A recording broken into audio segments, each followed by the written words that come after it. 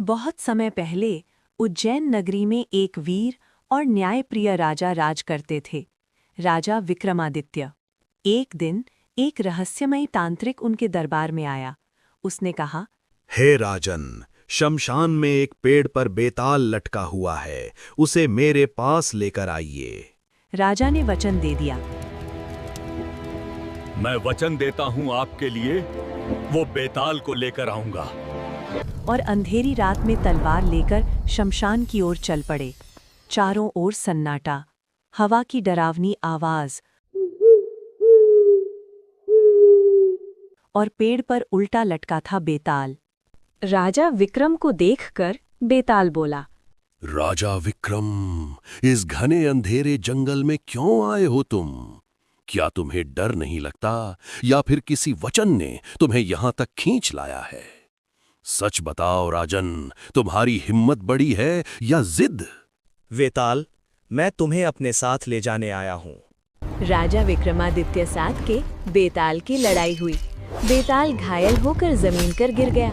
राजा घायल बेताल को कंधे पर उठाया और अपनी उज्जैन नगरी की तरफ चल पड़े। राजा विक्रम, मैं तुम्हें एक कहानी सुनाऊंगा।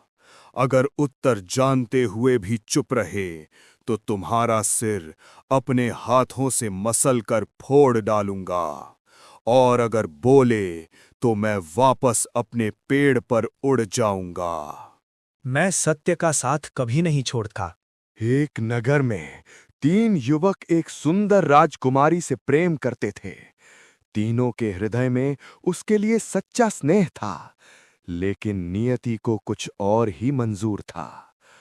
अचानक राजकुमारी की मृत्यु हो गई। पहले युवक ने उसकी रक्षा की, वो उसकी चिता के पास डटा रहा। दूसरे ने उसकी अस्थियां संभाल कर रखीं, जैसे कोई अनमोल धरोहर हो। और तीसरा जंगलों में चला गया। उसने कठोर तपस्या की, मंत्र सीखा और अपनी साधना की शक्ति से राजकुमारी को फिर से जीवित कर दिया। अब प्रश्न ये था, उसका सच्चा अधिकार किसे मिलना चाहिए? राजा ने उत्तर दिया, जिसने जीवन दिया वो पिता समान, जिसने अस्थियां संभाली वो पुत्र समान, लेकिन जिसने रक्षा की वही उसका सच्चा पति है। इतना सुनते ही बेताल फिर से पेड़ पर जा लटका और राजा विक्रम उसे पकड़ने फिर चल पड़े। क्या राजा अगली बार सफल होंगे? जानने के लिए अगली कहानी जरूर सुने। अगर आपको मेरा वीडियो पसंद आया हो तो प्लीज मेरे चैनल को सब्सक्राइब करें, लाइक करें, शेयर करें और कमेंट करें।